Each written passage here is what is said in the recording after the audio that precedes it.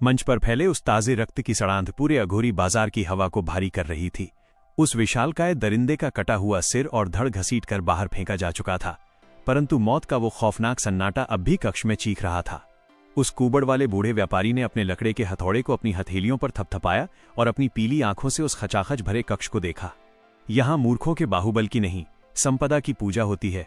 बूढ़े अघोरी की कर्कश आवाज गूंजी। नीलामी आरंभ होती है। पहली वस्तु मंच पर लाई जाए। मंच के पीछे से एक सेवक काले कपड़े से ढका एक कांच का मर्तबान लेकर आया। कपड़ा हटते ही भीतर एक नीले रंग की मांस की ग्रंथि धड़कती हुई दिखी, जिससे जहरीला धुआं रिस रहा था। यह है विष असुर की ग्रंथि। इसकी एक बूंद रुद्र अस्तर की लौह त्वचा को भी राख कर सकती है। बूढ़ा चीखा। आरंभिक बोली, 1000 काली स्वर्ण मुद्राएं। पूरे कक्ष में लालच की लहर दौड़ गई। 1200 काली स्वर्ण मुद्राएं। बाहरी दुनिया के एक सींग वाले दानव ने अपना हाथ उठाया। 1500 स्वर्ण मुद्राएं। एक अज्ञात तस्कर ने तुरंत बोली काट दी। तभी बाईं ओर बैठे नागलोक के हरे शल्क स्केल्स वाले नेता ने अपनी फुफकारती हुई आवाज में कहा, 2000 काली स्वर्ण मुद्राएं, और जो इस विश्व पर नागलोक के अधिकार को चुनौती देगा, उसे ये बाजार छोड़ने से पहले अपनी ही अंतड़ियां खानी पड़ेंगी। वो तस्कर और दानव दोनों पसीने से भीग गए और चुपचाप बैठ गए। 2000 काली स्वर्ण मुद्राएं। यह ग्रंथि नागलोक की हुई। बूढ़े ने हथौड़ा मारा। शौर्य अंधकार में बैठा ये सब अत्यंत शांत और सर्द पुतलियों से देख रहा था। इन बोलियों में धन से अधिक गुरूर और खौफ है। उसने अपने रक्षक भाव से इरा की ओर झुककर फुसफुसाते हुए कहा, हमारा गुरूर हमारी मुद्रिका में सुरक्षित है शूरवीर। इरा ने अत्यंत आत्मविश्वास से उत्तर दिया। दूसरी वस्तु एक अत्यंत विशाल शापित रीढ़ की हड्डी थी। आरंभिक बोली, 1500 काली स्वर्ण मुद्राएं। 2000, 2500। बोलियां तेजी से बढ़ रही थीं, तभी दाईं ओर बैठे अस्थि लोक के कंकालों के नेता ने अपनी नीली आग धधकाते हुए दहाड़ लगाई। उसकी हड्डियों से कड़क कड़क की खौफनाक ध्वनि आई। 4000 काली स्वर्ण मुद्राएं। जो भी मेरे अस्थि संग्रह के बीच आएगा, मैं उसकी रीढ़ निकालकर यहीं इसी मंच पर नीलाम कर दूंगा। कंकाल की उस खोखली आवाज से कक्ष में सन्नाटा छा गया और वो वस्तु अस्थि लोक के पास चली गई। तीसरी वस्तु भी भारी बोलियों के साथ बिकी, परंतु जैसे ही चौथी वस्तु एक चमकता हुआ काला क्रिस्टल, जिसमें भटकी हुई आत्माओं का रुदन कैद था, मंच पर आई, पूरे कक्ष का तापमान अचानक शून्य से भी नीचे गिर गया। इस शापित क्रिस्टल की आरंभिक बोली है 3000। बूढ़ा व्यापारी अभी बोल ही रहा था कि अचानक वो बीचों बीच बैठा आत्मलोक का रहस्यमयी साया अपनी जगह से हल्का सा हिला। उस साये के सलेटी लबादे से कोई हाथ बाहर नहीं आया, न ही कोई आवाज गूंजी। बस उस सर्द धुंध के भीतर से एक अत्यंत प्राचीन, चमकता हुआ सलेटी ग्रे सिक्का हवा में तैरता हुआ सीधा मंच पर जाकर गिरा।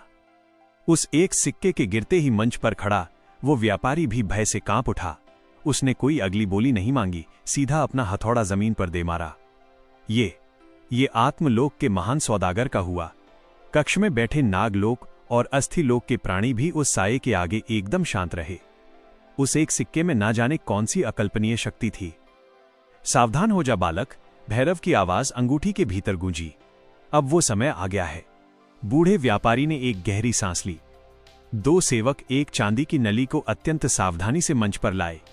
मृत्यु के सौदागरों, अब प्रस्तुत है हमारी 5वीं वस्तु। यह कोई साधारण वस्तु नहीं, बल्कि एक अत्यंत दुर्गम महाद्वीप का रहस्य है। काल सर्प का भोजपत्र नक्शा। ये उस दिव्य मणि तक का मार्ग है जो मृत सागर के तेजाब को चीरने की शक्ति देती है।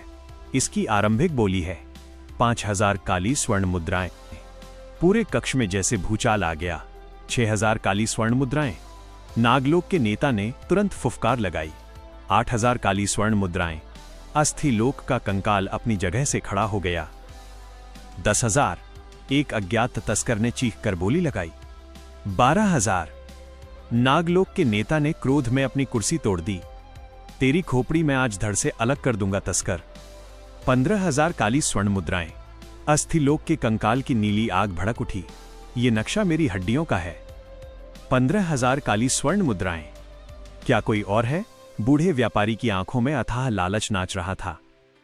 अंधकार में बैठे शौर्य ने अपनी भारी कुल्हाड़ी को जमीन पर टिकाया। इरा, शौर्य ने अत्यंत शांत स्वर में कहा, मुझे वो संपदा दो। इरा ने अपनी मायावी मुद्रिका पर हाथ फेरा और एक चमकता हुआ विशुद्ध रक्त पत्थर ब्लडस्टोन शौर्य के विशाल हाथों में सौंप दिया। शौर्य ने अपनी जगह से बिना उठे ही उस लाल चमकते हुए पत्थर को सीधा मंच की ओर उछाल दिया। सूश, ठाक। वह पत्थर व्यापारी के पैरों के पास गिरा। उससे ऐसी विशुद्ध और प्रलयंकारी ऊर्जा रिस रही थी कि मंच की जादुई मशालें भी एक पल के लिए नीली पड़ गईं। बूढ़े व्यापारी ने जैसे ही उस पत्थर को देखा, उसके हाथ कांपने लगे। यह अकल्पनीय है, व्यापारी पागलों की तरह चीखा। यह कोई साधारण स्वर्ण नहीं है। ये इतना विशुद्ध ऊर्जा पत्थर है कि इसकी कीमत साक्षात 50,000 काली स्वर्ण मुद्राओं के बराबर है। ये सुनते ही कक्ष में सन्नाटा छा गया। नाग लोक का नेता सुन्न पड़ गया। अस्थि लोक के कंकाल की नीली आग एक पल के लिए बुझ सी गई। 50,000 स्वर्ण मुद्राएं? कोई भी दरिंदा इस अकल्पनीय बोली के आसपास भी नहीं था। सभी की खौफनाक दृष्टि उस अंधकार वाले कोने की ओर घूमी। शौर्य अपने स्थान से अत्यंत धीमी गति से खड़ा हुआ। उसका विशाल पहाड़ जैसा शरीर और रुद्र अस्तर की वो भयानक नीली आभा अब उसके लबादे से बाहर छलक रही थी। वो भोजपत्र मेरा है। शौर्य की आवाज साक्षात बादलों की गड़गड़ाहट जैसी भारी थी। नक्शा मुझे दे, व्यापारी, मेरा समय व्यर्थ मत कर। अघोरी बाजार के उस विशाल और भूमिगत अंडरग्राउंड कक्ष में अब एक ऐसा सन्नाटा छा गया था जिसे साक्षात छुआ जा सकता था। 50,000 काली स्वर्ण मुद्राओं की उस अकल्पनीय बोली ने तीनों लोगों के उन खूंखार सौदागरों के गुरूर को साक्षात उनके घुटनों पर ला दिया था। मंच पर पड़े उस विशुद्ध रक्त पत्थर, ब्लडस्टोन से फूटती हुई लाल और प्रलयंकारी ऊर्जा पूरे कक्ष की दीवारों पर खौफनाक परछाइयां बना रही थीं।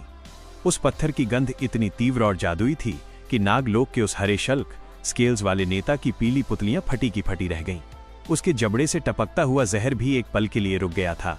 दाईं ओर बैठे अस्थि लोक के कंकालों की नीली आग बुझने की कगार पर आ गई थी। और तो और कक्ष के ठीक बीचों बीच बैठा आत्मलोक का वो रहस्यमयी और सर्द साया भी एकदम खामोश था, मानो वो भी इस अजनबी की अथाह संपदा का आकलन कर रहा हो। वो भोजपत्र मेरा है। अंधकार वाले कोने से शौर्य की आवाज साक्षात बादलों की गड़गड़ाहट की भांति गूंजी। नक्शा मुझे दे, व्यापारी, मेरा समय व्यर्थ मत कर। शौर्य अपने स्थान से अत्यंत धीमी परंतु फौलादी गति से खड़ा हुआ। उसका विशाल पहाड़ जैसा शरीर और रुद्र अस्तर की वो भयानक नीली आभा अब उसके काले लबादे क्लोक से बाहर छलकने लगी थी। उसके हर एक कदम के साथ उस भूमिगत गुफा के फर्श में कंपन हो रहा था। उस कुबड़ वाले बूढ़े व्यापारी के हाथ बुरी तरह कांप रहे थे। उसने अपने जीवन में कभी इतनी विशाल और विशुद्ध ऊर्जा एक ही पत्थर में नहीं देखी थी। उसने अपने कांपते हुए घुटनों के बल बैठकर उस रक्त पत्थर को उठाया और उसे अत्यंत सावधानी से एक मखमली थैली में रख लिया। ये अजेय संपदा स्वीकार है, महान सौदागर, बूढ़ा व्यापारी पागलों की तरह चीखा। उसने अपना लकड़ी का हथौड़ा पूरी ताकत से मंच पर दे मारा। यह कालसर्प का भोजपत्र आज से इस अजनबी का हुआ। शौर्य अपनी भारी बूटों की आवाज के साथ मंच की सीढ़ियां चढ़ा। नागलोक और अस्थिलोक के खूंखार दरिंदे केवल दांत पीसकर रह गए, परंतु किसी में भी आगे बढ़कर उस रुद्र अस्तर की खौफनाक आभा वाले शूरवीर का मार्ग रोकने का दुस्साहस नहीं था। बाजार के अजेय रक्षकों की वे काली जंजीरें अब भी मंच के अंधकार में लहरा रही थीं, जो नियम तोड़ने वाले का सिर काटने के लिए तैयार थीं। शौर्य ने मंच पर पहुंचकर अपने विशाल और खुरदरे हाथों से वो चांदी की नली उठा ली जिसके भीतर वो बहुप्रतीक्षित नक्शा सुरक्षित था। उसने मुड़कर कक्ष में बैठे उन सैकड़ों खूंखार दरिंदों को अपनी सर्द और गिद्ध जैसी पुतलियों से एक बार घूरा। उसकी आंखों में वो अजेय सिग्मा गुरूर था जो साक्षात मौत को भी चुनौती दे रहा था। उसने अपनी कुल्हाड़ी को पीठ पर कसा और मंच से नीचे उतरकर अपनी परछाई के पास लौट आया। तुम्हारी मुद्रिका ने आज मेरे लक्ष्य की सबसे बड़ी नींव रख दी है, इरा, शौर्य ने अत्यंत रक्षक भाव और पूर्ण सम्मान के साथ कहा। अब इस घुटन भरे नर्क में हमारा कोई काम नहीं। इरा के चेहरे पर एक अत्यंत शांत और गर्वित मुस्कान थी। महाकाल का वारिस और उसकी परछाई अब बिना किसी की ओर देखे उस अघोरी बाजार के भारी लोहे के द्वार से बाहर निकल गए। बाजार के बाहर आते ही उस मृत ज्वालामुखी की सर्द और तेज हवा उनके चेहरों से टकराई। आसमान में गहरे काले बादल छाए हुए थे और वातावरण में गंधक की हल्की गंध अब भी मौजूद थी। परंतु इस खौफनाक दुनिया का एक अलिखित नियम है। जहां अकल्पनीय संपदा होती है, वहां लालच के अंधे गिद्ध स्वयमेव मंडराने लगते हैं। शौर्य और इरा ने ज्वालामुखी के उस बाहरी मार्ग पर अभी केवल 100 कदम ही बढ़ाए होंगे कि शौर्य के कानों में हवा के कटने की एक अत्यंत सूक्ष्म ध्वनि आई। उसकी रुद्र अस्तर की इंद्रियां साक्षात किसी शिकारी जानवर से भी अधिक तेज थीं। बालक, लालच मृत्यु का सबसे छोटा मार्ग है। अंगूठी के भीतर से भैरव का एक खौफनाक और भारी अट्टहास गूंजा। कुछ कीड़े तेरी संपदा और उस नक्शे की गंध सूंघते हुए बाहर आ गए हैं। शौर्य ने तुरंत अपने कदम रोक लिए। उसने अपना दायां हाथ उठाकर इरा को रुकने का संकेत दिया। मेरे ठीक पीछे खड़ी रहो इरा। शौर्य की आवाज एकदम सर्द थी। बाजार के नियम अब पीछे छूट चुके हैं और कुछ मूर्ख अपनी जान गंवाने आ रहे हैं। इरा ने तुरंत शौर्य के आदेश का पालन किया और उसके विशाल शरीर के पीछे खड़ी हो गई। उसने अपनी मुद्रिका वाले हाथ को कस लिया। तभी सामने के काले पत्थरों और अंधकार के बीच से 5 अत्यंत खूंखार और विशालकाय आकृतियां बाहर निकलीं। ये वही तस्कर और दानव थे जो नीलामी में बैठे थे, परंतु 50,000 की बोली के आगे हार गए थे। उनके शरीरों पर लाल और भूरे रंग के मोटे शल्क थे और उनके हाथों में जहरीले भाले और भारी गदाएं थीं। वे सभी शून्य अस्तर के शुरुआती चरण के दरिंदे थे। उनके बीच खड़ा एक सींग वाला दानव जिसने नीलामी में बोली लगाई थी, एक वीभत्स हंसी हंसा। बाजार के भीतर तेरे पास संपदा थी अजनबी, उस दानव ने अपनी गदा को चट्टान पर ठोकते हुए कहा। परंतु बाहर केवल बाहुबल का शासन है। तूने 50,000 स्वर्ण मुद्राओं की संपदा एक झटके में फेंक दी। इसका अर्थ है कि उस लड़की के पास जो मुद्रिका है उसमें कुबेर का खजाना छिपा है। दानव की पीली आंखों में अथाह लालच नाच रहा था। वो चांदी की नली और उस लड़की की वो मुद्रिका हमें सौंप दे, शायद हम तुझे बिना पीड़ा के मरने का अवसर दे दें। शौर्य की पुतलियां सिकुड़ गईं। कोई उस शूरवीर को लूटने आया था जो स्वयं मृत्यु को लूटकर लौटा था। और सबसे बड़ी बात, उस दरिंदे ने इरा की मुद्रिका पर अपनी गंदी नजर डाली थी।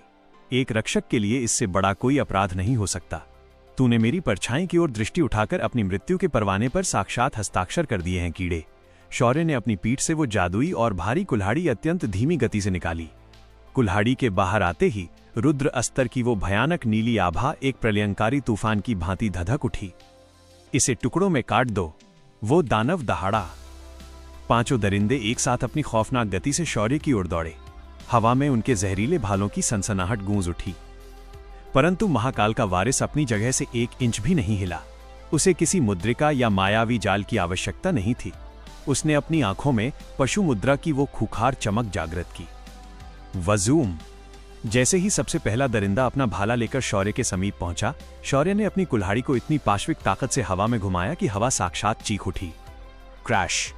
कुल्हाड़ी का धारदार हिस्सा उस दरिंदे की मोटी और शल्क वाली कमर से टकराया और एक ही झटके में साक्षात गाजर मूली की भांति उस दानव का शरीर बीच से कटकर 2 टुकड़ों में बंट गया। उसका सड़ा हुआ काला रक्त हवा में फव्वारे की तरह उछला और उसके शरीर के दोनों हिस्से अलग अलग दिशाओं में जा गिरे। बाकी बचे 4 दरिंदों के कदम एक पल के लिए रुक गए। उनकी आंखों में लालच की जगह अब शुद्ध खौफ ने ले ली थी। एक ही प्रहार में शून्य अस्तर के दानव के 2 टुकड़े। परंतु शौर्य के लिए यह खेल अभी आरंभ हुआ था। वो अपनी जगह से एक खौफनाक झटके के साथ आगे बढ़ा। उसकी गति इतनी तेज थी कि दरिंदों को केवल एक नीली परछाई दिखाई दी। धड़ाम। शौर्य ने अपना भारी फौलादी बूट दूसरे दरिंदे के घुटने पर दे मारा। हड्डी टूटने की कड़क ध्वनि पूरी वादी में गूंज गई। दरिंदा पीड़ा से चीखता हुआ घुटनों के बल गिरा और अगले ही पल शौर्य ने अपने विशाल हाथ से उसकी सींग वाली खोपड़ी को पकड़ा और उसे साक्षात एक पके हुए फल की तरह कुचल दिया। रक्त और मस्तिष्क के लोथड़े जमीन पर बिखर गए। राक्षस, ये कोई साधारण योद्धा नहीं है। तीसरा तस्कर खौफ से चीखते हुए पीछे भागने लगा। मुझसे पीठ फेरने का अधिकार मैंने तुझे नहीं दिया, शौर्य ने अपनी सर्द आवाज में कहा। उसने अपनी भारी कुल्हाड़ी को हवा में उछाला और पूरी ताकत से उस भागते हुए दरिंदे की पीठ पर दे मारा। कुल्हाड़ी साक्षात उसकी रीढ़ की हड्डी को चीरती हुई उसके सीने के पार निकल गई। वो दरिंदा एक दर्दनाक चीख के साथ जमीन पर गिरकर तड़पने लगा। अब केवल वो सींग वाला नेता और एक अन्य दरिंदा बचे थे। उनके हाथों से हथियार छूटकर जमीन पर गिर चुके थे। वे दोनों उस महाकाल के वारिस के आगे घुटनों के बल बैठ गए। क्षमा कर दे महान शूरवीर, सींग वाला दानव कांपते हुए गिड़गिड़ाने लगा। हम लालच में अंधे हो गए थे, हमें जाने दे। शौर्य चलकर उस दानव के सामने आया। उसने उस दानव की छाती में धंसी अपनी कुल्हाड़ी को एक झटके से बाहर निकाला, जिससे रक्त की एक और बौछार उड़ी। उसने अपनी कुल्हाड़ी की रक्त रंजित धार को उस सींग वाले नेता की गर्दन पर रख दिया। एक योद्धा की सबसे बड़ी भूल यह है कि वो अपने शत्रुओं को जीवित छोड़ दे। शौर्य की आवाज में किसी प्रकार की कोई दया या भावना नहीं थी। वो साक्षात यमराज की भांति नीरस था। और तुम लोग योद्धा नहीं, केवल मरे हुए मांस पर मंडराने वाले तुच्छ गिद्ध हो। शिल्क। एक हल्का सा झटका और उस सींग वाले दानव का सिर धड़ से अलग होकर जमीन पर लुढ़क गया। अंतिम बचे दरिंदे को शौर्य ने अपनी कुल्हाड़ी की मूठ से इतनी जोर से मारा कि उसकी छाती की पसलियां टूटकर उसके ही फेफड़ों में धंस गईं और वो वहीं ढेर हो गया। कुछ ही क्षणों में उन 5 शून्य अस्तर के खुखार तस्करों की कटी फटी लाशें उस सर्द जमीन पर बिछी हुई थीं। शौर्य ने एक गहरी श्वास ली। उसकी नीली आभा धीरे धीरे शांत हो गई। उसने अपनी कुल्हाड़ी पर लगे उस सड़े हुए काले रक्त को अपने बूट से पोंछा और उसे वापस अपनी पीठ पर कस लिया। यह कोई युद्ध नहीं था, यह साक्षात एक चेतावनी थी कि महाकाल के वारिस का मार्ग रोकने का क्या परिणाम होता है। वो मुड़कर वापस इरा के पास आया। इरा की आंखों में खौफ नहीं, बल्कि अपने रक्षक के प्रति एक अथाह सम्मान था। मार्ग साफ है इरा, शौर्य ने अत्यंत शांत स्वर में कहा। उसने अपनी बेल्ट से वो चांदी की नली निकाली और उसका ढक्कन खोलकर वो काल सर्प का भोजपत्र बाहर निकाला। हवा में उस नीले चमकते हुए नक्शे को फैलाते ही उसमें अंकित महाद्वीप का वो खौफनाक चित्र उभर आया। शौर्य की उंगली नक्शे के बिल्कुल किनारे पर बने एक काले और घने निशान पर जाकर रुक गई। ये तेरा पहला पड़ाव होगा बालक, भैरव ने नक्शे को देखकर कहा। यहां से मृत सागर की सीमा समाप्त होती है और एक अज्ञात शापित महाद्वीप आरंभ होता है। उस जंगल का नाम है तिमिर कांतार, अनंत अंधकार का महावन। वो मणि उसी महाद्वीप की अकल्पनीय गहराइयों में छिपी है। शौर्य ने नक्शे को गहराई से देखा।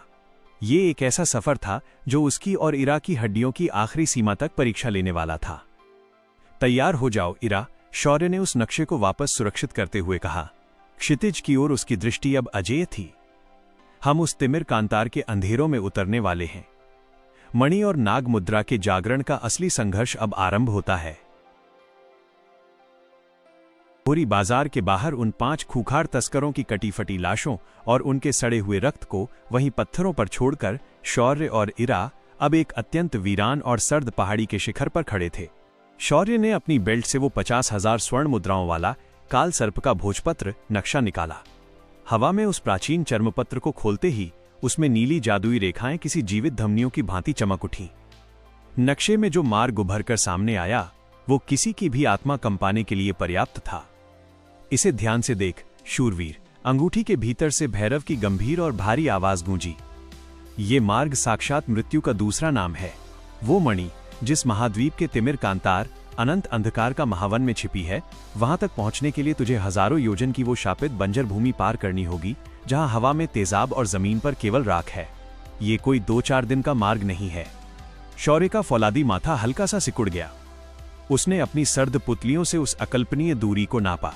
यहां बाहुबल से अधिक हमारे धैर्य और शरीर की परीक्षा होगी इरा, शौर्य ने नक्शे को अपनी बेल्ट में सुरक्षित करते हुए अत्यंत भारी आवाज में कहा।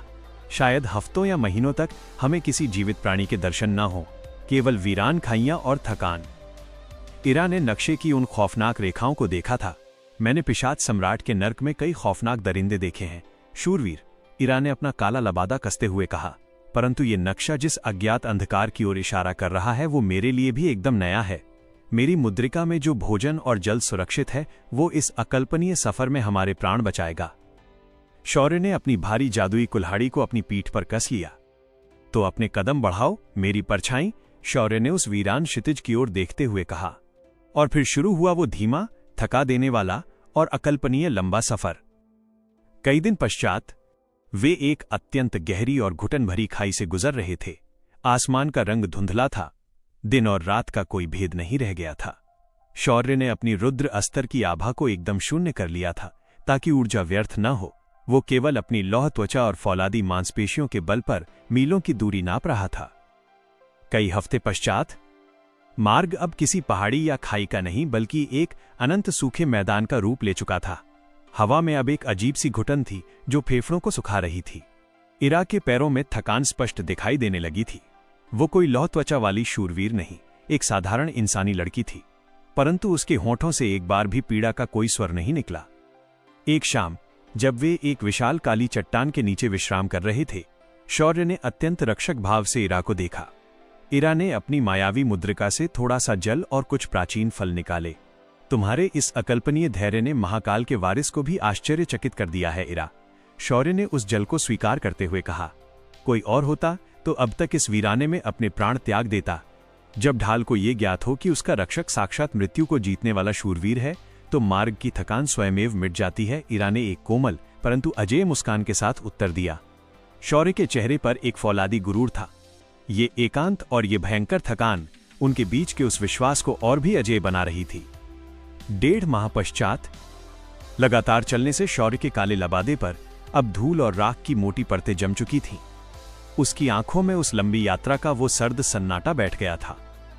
अचानक वातावरण में एक भयंकर परिवर्तन हुआ। उनके सामने की जमीन का रंग अब भूरा या काला नहीं, बल्कि साक्षात सफेद और सलेटी ग्रे हो चुका था। जहां तक दृष्टि जाती थी वहां कोई पत्थर, कोई घास या कोई नदी नहीं थी। वहां केवल और केवल घुटनों तक गहरी उड़ती हुई राख, ऐश का एक अनंत समंदर था, और उस राख के पार आसमान को चीरते हुए काले लोहे जैसे कठोर वृक्षों का एक अकल्पनीय और घनघोर जंगल खड़ा था। उस जंगल के भीतर सूर्य की एक किरण भी प्रवेश नहीं कर पा रही थी। वो क्या है शूरवीर? इरा ने उस राख के तूफान और उसके पीछे खड़े उस भयानक जंगल को देखकर अपने चेहरे को ढका। शौर्य ने अपनी सर्द पुतलियों को सिकोड़ा। 1.5 माह के इस थका देने वाले सफर के बाद आखिरकार वे अपनी पहली मंजिल पर पहुंच चुके थे। बालक, आखिरकार तो उस महाद्वीप की सीमा पर पहुंच गया। भैरव का अट्टहास गूंजा, जिसमें स्पष्ट खौफ था। सामने जो मृत्यु का अंधकार खड़ा है वही है तिमिर कंटार, और इसके बाहर जो राख का समुद्र है वो उन प्राचीन दानवों की भस्म है जो सदियों पूर्व यहां जलकर मरे थे। शौर्य ने अपनी कुल्हाड़ी को कस लिया। महाद्वीप का पहला और सबसे खौफनाक द्वार उनके सामने आ खड़ा हुआ था। इस राख को पार करके ही हम उस तिमिरकांतार के अंधेरों में प्रवेश कर सकते हैं, शौर्य ने अपनी फौलादी आवाज में कहा। यहां से हमारी कूटनीति और शक्ति दोनों की असली परीक्षा आरंभ होगी।